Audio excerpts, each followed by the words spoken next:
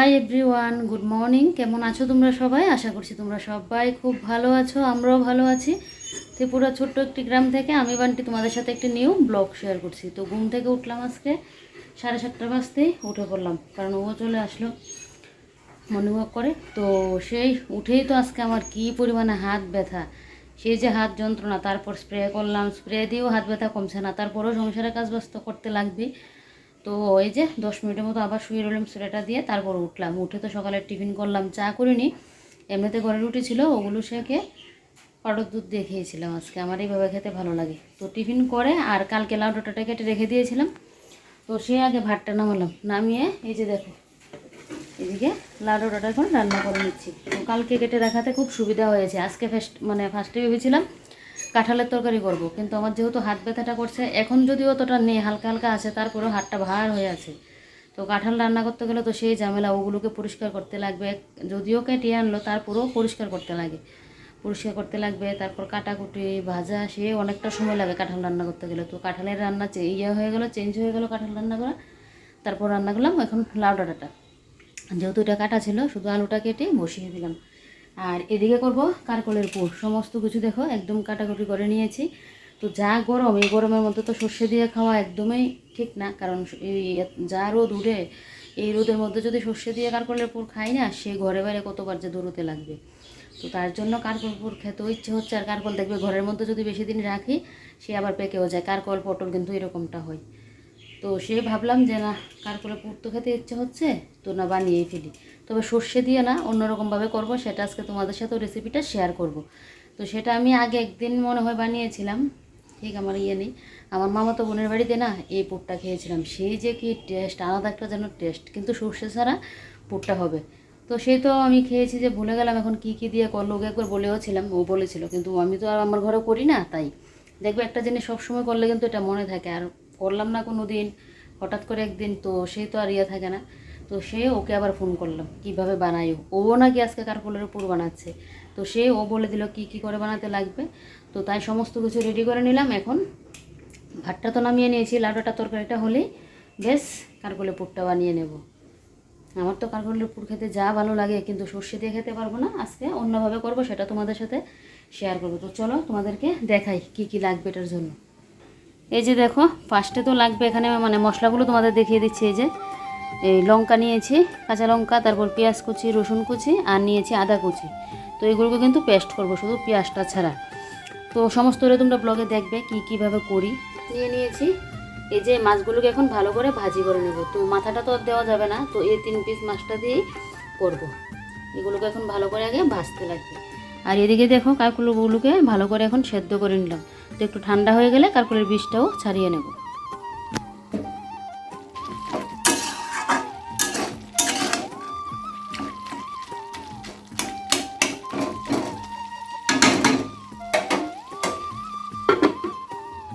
দেখো সকাল হতে কি পরিমাণে রোদ, আর আমসত্ত্বগুলোও বাইরে দিয়ে রাখলাম। হাওয়া তো আছে, কিন্তু এই যে রোদের পরিমাণ কিন্তু এখন শুধু বাড়তেই থাকবে, জানো তো, এত হারে রোদ। আর চলো আমাদের গাছের বেগুনটা একটু দেখে আসি কতটুকু হয়েছে। আর এখানে দেখো কিছুদিন আগে মামাতো বোনের বাড়ি থেকে এনে বীজ ফেলেছিলাম সন্ধ্যাবেলাতে। এই যে দেখো গাছগুলো উঠে গেছে, এগুলো লাগাতে হবে একটা সাইড করে। আর এই যে দেখো গাছের বেগুনটা দেখলে কতটা হয়েছে, দেখি কালকের দিকে পেরে নেবো। এখন আমার ঘরে আছে, তাই আর পারলাম না। এদিকে দেখো বন্ধুরা, তোমাদের দাদাভাই এখন সামনের দোকান থেকে এখানে কি নিয়ে আসলো। এই যে ডিম নিয়ে আসলো, আর নিয়ে আসলো বাদাম, তারপর সাবান, ঘরে শেষ হয়েছিল সাবান নিয়ে আসলো, তারপর এদিকে একটা সর্ষের তেলের প্যাকেট নিয়ে আসলো, আর নিয়ে আসলো আলু। কি বলো তো, আমার ঘরে কিন্তু সবসময় তেল না, আমরা তো অনলাইন থেকে অর্ডার করে আনি, এই যে ফ্লিপকার্ট থেকে। তো সয়াবিন অয়েল আর সর্ষের তেল একসাথে আমাদের 7-8 লিটার তেল আনা হয়ে যায় 2 মাসের জন্য। তো সেই এবার শেষ হওয়ার পর আর অনলাইনে অর্ডার করা হয়নি। তো ও দোকান থেকে নিয়ে এসেছিলো, সয়াবিন অয়েলটা নিয়ে এসেছে, কিন্তু সর্ষের তেলটা আনা হয়নি। আর সেদ্ধ খেতে গেলে দেখবে সয়াবিন অয়েলটা ছাড়া যেন, আর মানে সর্ষের তেলটা ছাড়া যেন ভালো লাগে না। তো তাই বললাম ওকে এখান থেকে একটা সর্ষের তেল নিয়ে আসতে, যখন আবার অর্ডার করবো একসাথে অর্ডারটা করে ফেলবো। আর এদিকে কারকলের পুর যে বানাবো, তার জন্য দেখো মিক্সার গ্রাইন্ডারটার মধ্যে এখানে আদা, কাঁচা লঙ্কা, তারপর কারকলের যে বীজগুলো এগুলো দিয়ে দিলাম, রসুনটাও দিয়ে দিলাম। এবারে মাছগুলোকে কাটা ছাড়িয়ে নিয়ে নিচ্ছি, না হলে তো এবার মুখে কাটা লাগবে। তাই আমার তো কারকলের পুর খেতে এতটা ভালো লাগে কি আর বলি। তবে সর্ষে দিয়ে তো খুবই টেস্ট হয়। তো মাছ দিয়েও না করেছি যে খুবই টেস্ট হয়েছে, কারণ এটা তো আমি পরে বয়সটা দিচ্ছি তাই তোমাদেরকে বলছি। এত রোদ, এই রোদের মধ্যে সর্ষে পুর দিয়ে মানে সর্ষে দিয়ে যদি কারকলের পুর খাওয়া হয় না, ঘরে বাড়ির মধ্যে দৌড়তে দৌড়তে দেখবে জান চলে যাবে। এত পরিমাণে রোদ, পেটে তো সইবেই না। দেখবে বৃষ্টির দিন হলে কিন্তু এটা আবার সহ্য হয়, পেটের মধ্যে কোনো অসুবিধা হয় না, খুবই ভালো লাগে। দেখবে কারকলের পুর, একটা পুর দিয়ে কিন্তু ভাত খাওয়া যায় সুন্দর। তো এদিকে দেখো পেঁয়াজ কুচিটা এখন এই যে কড়ার মধ্যে দিয়ে দিলাম, তেলটা দিয়ে, আর এদিকে তো দেখলেই পেস্টটা যে করে নিলাম। তো এবারে দেখো পেস্টটা এখন এর মধ্যে দিয়ে দেবো, দিয়ে একদম ভালো করে কিন্তু ভাজাটা করতে লাগবে, পুরো ভাজা ভাজা হতে লাগবে। বেশি যদি ভাজা না হয় তাহলে আবার মানে ভালো লাগবে না খেতে। তো এই যে দেখো এইভাবে একদম সমস্ত কিছু দিয়ে নুনটা দিয়ে দিলাম, মানে পরিমাণ মতো নুনটা দিয়ে একদম এভাবে ভালো করে এটাকে মিক্সড করে নেব। তো এদিকে পুরটা তো ভাজি হচ্ছে, তো এদিকে ভাবলাম যে না, আমি এখন মিক্সার গ্রাইন্ডার বা ঘরের টুকিটাকি কাজগুলো শেষ করে নিই, কারণ পুরটাকে তো একদম কড়া জাল দিয়ে, বেশি করে জাল দিয়ে তো আর ভাজতে পারবো না, তাহলে দেখবে পুরটা ভালো ভাজা হবে না, তারা মানে উপর দিয়ে পুরো মানে যাবে। তো তাই হালকা আছে তা পুরটাকে কিন্তু ভাজতে লাগবে। তো এদিকে দেখো মিক্সার গ্রাইন্ডারটার মধ্যে যেহেতু মাছ করেছিলাম, তো মিক্সার গ্রাইন্ডারটাকে ভালো করে একদম 2-3 বার করে কিন্তু মিক্সার গ্রাইন্ডারটাকে আমি কাপড়টা দিয়ে দেখো মুছে নিয়েছি, জলটাকে নিংড়িয়ে কাপড়টা দিয়ে এসে। তো এদিকে পুরো মিক্সার গ্রাইন্ডার মুছে পরিষ্কার করে জায়গা মতো মিক্সার গ্রাইন্ডারটা রেখে দিলাম। তো এবারে দেখো এই সাইড ফাইডগুলো পরিষ্কার করে নিচ্ছি।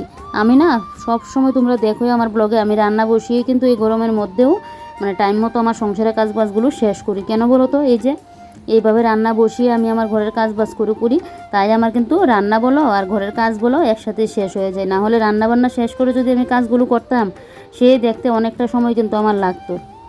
তাই একটু এইভাবে বুদ্ধি খাটিয়ে সংসারের কাজগুলো করি, যাতে ঝটপট আমার কাজগুলো হয়ে যায়। তো এবারে দেখো এদিকের জানলাটাও মুছে নিচ্ছি। গরম হয়েছে তো কী হয়েছে, ঘরদোর তো ক্লিন রাখতে লাগবে বলো। সে যদি আমি একটু একটু করে প্রত্যেক দিন না করে রাখি না, সে একসাথে জমে আমারই কিন্তু খাটুনিটা হবে। তাই আমি প্রত্যেক দিনই না একটু একটু করে মোছামাছি করে রাখি। আর এই যে দেখো নিচগুলোও মুছে নিচ্ছি, যেহেতু সাদা টাইলস, দেখবে একটুখানি ধুলোবালি পড়লেই যেন চোখে এসে পড়ে। আর তো কতদিন যাবত বৃষ্টিও হচ্ছে না, এখন যেন একটা হাওয়া দিলেই না সেই যে কী পরিমাণে ধুলো ঘরের মধ্যে এসে পড়ে।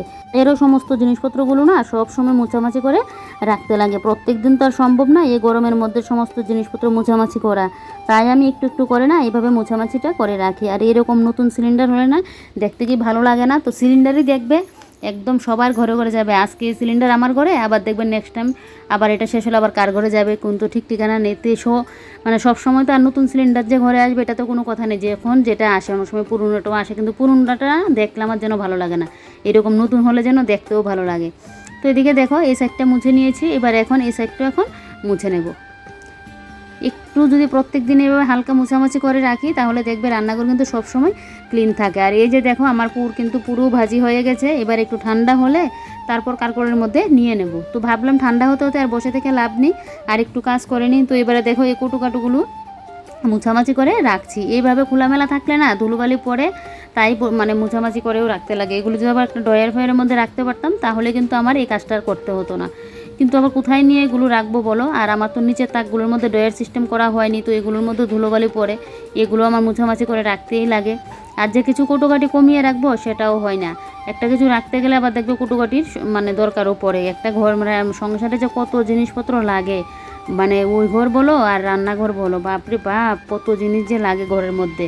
সেই মশলাপাতি ভরতে গেলে এটা ওটা সেই কত কটু হয়ে যায়। তো এবারে দেখো এগুলো তো মুছে নিয়েছি, এবারে জায়গা মতো গুছিয়ে রাখছি। আরও তো কত হরলিক্সের বয়ম, আরও কত জিনিসপত্র ছিল, ওগুলো তো আমি মানে ফেলেই দিয়েছি, অতগুলো কোটোকাটি রাখবো না বলে। তো এদিকে দেখো এবার এই যে জলের বালতিগুলো এখন এইভাবে একটু মুছে দিচ্ছি। আর দেখো বন্ধুরা বাসন কুসন কতগুলো পড়লো, দেখলে কী পরিমাণে বাসন পড়লো।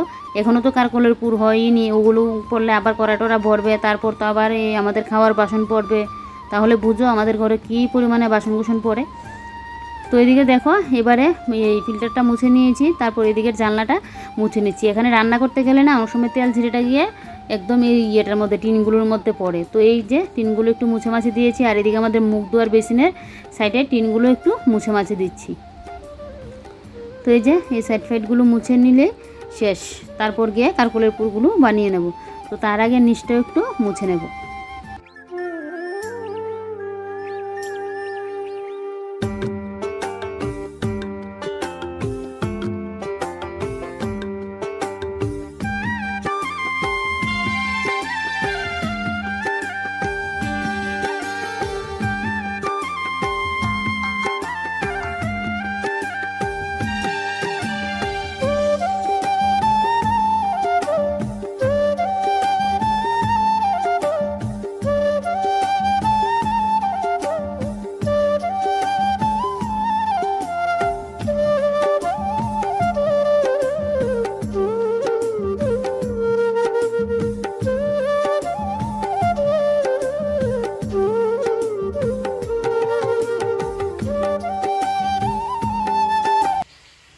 এদিকে বসিয়ে ভালো করে পুরটাকে একদম ভাজি ভাজি করে নিলাম।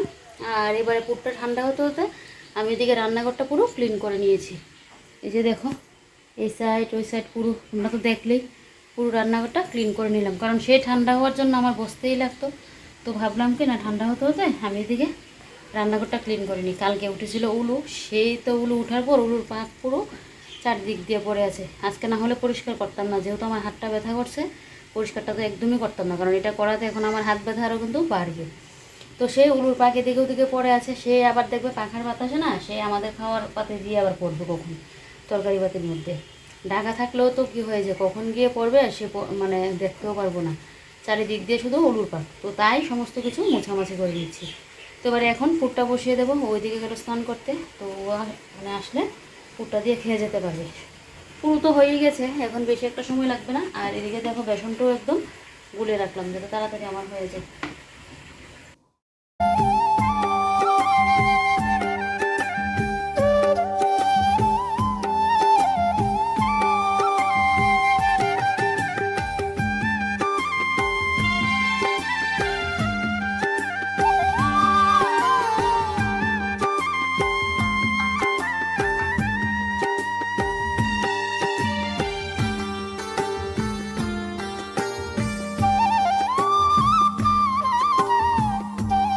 কারকুলের পুর খেতে কে কে ভালোবাসো কমেন্ট করে বলবে তো। আমার তো খুবই ভালো লাগে। এই যে সজনে মানে চচ্চড়ি, তারপরে এরকম কারকুলের পুর, পটলের মধ্যে পুর ভরেও কিন্তু আমি করি।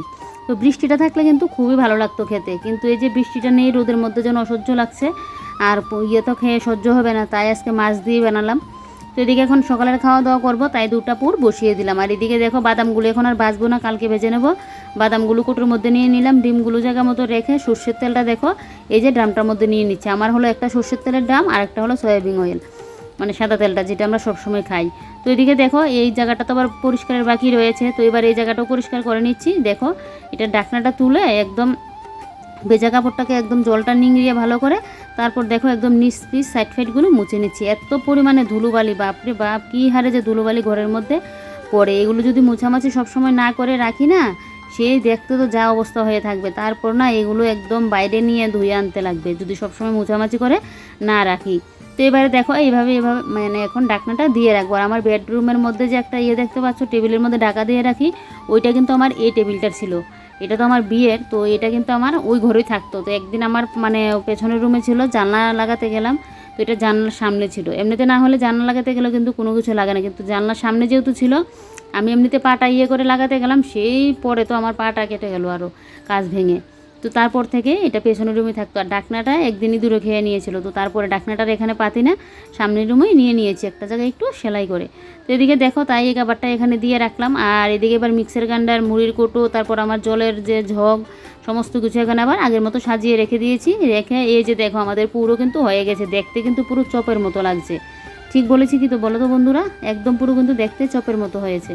তো এদিকে সকালের খাওয়া দাওয়া কমপ্লিট করলাম, ও ওইদিকে খাওয়া দাওয়া করে দোকানে চলে গেল।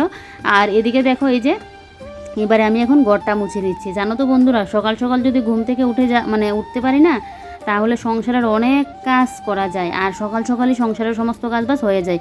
ও দোকানে যেতে যেতেই না একদম ও 9:30 10টার মধ্যে চলে যায়, ও যেতে যেতে আমার সমস্ত কাজবাজ শেষই হয়ে যায়। আর যদি কিছুটা কাজ বাকি থাকে অতটুকুই, না হলে অনেক কাজ করে নিই। আর বিশেষ করে ও যেহেতু এখন প্রত্যেক দিন সকালে হাঁটতে বেরোয়, তো তার জন্য তো আমার সকাল সকালেই মানে উঠতে লাগে, কারণ ও চলে আসে, ও তো বেরিয়ে পড়ে প্রায় 5টার আগে বেরিয়ে পড়ে।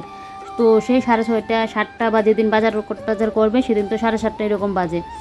তো সেই 6:30 7টার সময় আসলে তো আমিও উঠে পড়ি, তারপর টিফিন টাফিন করে বসে, তারপর তো আবার রান্নাবান্নাটাও বসিয়ে দিই। এই করে সকালবেলা উঠা হয়ে যায় আর আমার কাজবাজগুলো শেষ হয়ে যায়। আর এখন তো এমনিতেও গরমকাল, 7টার বেশি না বিছানার মধ্যে থাকাই যায় না। আর আমার না সকালের দিকে ঘুমটা চাপে, রাত্রিবেলা যেহেতু আমার ঘুমটা লেট করে হয়, আমার না ঘুম সহজে ধরে না। সেই দেখবে ধরতে গেলে ঘুমটা কতটা সময় লাগে। আর দুপুরের দিকে তো ঘুমই হয় না, আমার ঘুমটা খুবই কম। আবার ঘুমিয়েছি তো কোনো একটা যদি শব্দ হয়েছে, কোনো একটা পাখি ডাকলো, কোনো একটা মাইকের আওয়াজ, তাহলে তো সেদিন আমার ঘুমের 12টা বেজে গেল। একদম 2টা পাখা চালিয়ে একদম পুরো নিরাল থাকতে লাগবে, ঘরটা পুরো অন্ধকার করতে লাগবে, তাহলে যেন আমার ঘুমটা আসে। তো এই যে দেখো এবারে রান্নাঘরটা পরিষ্কার করে নিয়েছি, আর রান্নাঘরের লুকটা তোমাদেরকে একবার দেখিয়ে দিচ্ছি। দেখো রান্না বসিয়ে কিন্তু এই কাজগুলো আমি করেছি, বেশি একটা সময় লাগেনি। এই অসহ্য গরমের মধ্যেও না একটু বুদ্ধি খাটিয়ে যদি আমরা সংসারের কাজবাজগুলো করি, দেখো কতটা মানে ভালো লাগে দেখতে, আর দেখবে নিজের অতটা চাপ পড়ে না আর পরের দিনকে। এই যে আজকে এই কাজগুলো করে রাখলাম, কালকে কিন্তু আর এগুলো করবে না, কালকে আবার নেক্সট কাজগুলো মানে অন্য যে ওই ঘরের কাজ আছে ওইগুলো কিন্তু করব। এগুলো আমি কিন্তু আবার 1-2 দিন আর ধরবো না। তো দেখো কতটা ভালো লাগছে দেখতে পুরো ঘরটা। আর এদিকে দেখছি উপরে জলটাও ফুরিয়ে গেল, তো তাই এদিকে জলের সুইচটাও দিয়ে দিলাম। আর এই যে খাবারগুলো দেখো আমাদের এই টেবিলের মধ্যে নিয়ে আসলাম, তাহলে আমার ওইখান থেকে আবার টেনে হেসড়ে আনতে লাগে না। আর এই যে দেখো এই জায়গাটা একদম গুছিয়ে গাছিয়ে রেখে দিয়েছি। যাই হোক, তোমাদের কী রকম লাগলো আমার এই ছোট্টখাট্টো টিনের ঘরটা কমেন্ট করে কিন্তু বলবে। তো আমি আমার মতো করেই না আমার এই ছোট্টখাট্টো টিনের ঘরটাকে আমি আমার নিজের মতো করে সাজিয়ে গুছিয়ে রাখি সব সময়। সব কাজ তো শেষ করে নিয়েছি, এবারে চলে যাবো স্নান করতে, এসে তো আবার পুজো দেওয়া আছে। যাই হোক, চলো তাহলে আজকের ব্লগটা এখানেই শেষ করছি। কাল আবারও কোনো নতুন ব্লগে তোমাদের সাথে দেখা হচ্ছে। তোমরা সবাই ভালো থেকো, সুস্থ থেকো, এটাই প্রার্থনা করি। আর আমার চ্যানেলে নতুন কোনো বন্ধু এসে থাকলে আমার চ্যানেলটিকে সাবস্ক্রাইব করে পাশে থাকবে, আর অনেক অনেক ভালো লাগলে একটু শেয়ার করে দেবে। তো চলো আজকের মতো বাই বাই। তোমরা সবাই ভালো থেকো, সুস্থ থেকো আর সাবধানে থেকো, আর এই গরমের মধ্যে বেশি বেশি করে জল পান করো। তো চলো বাই বাই।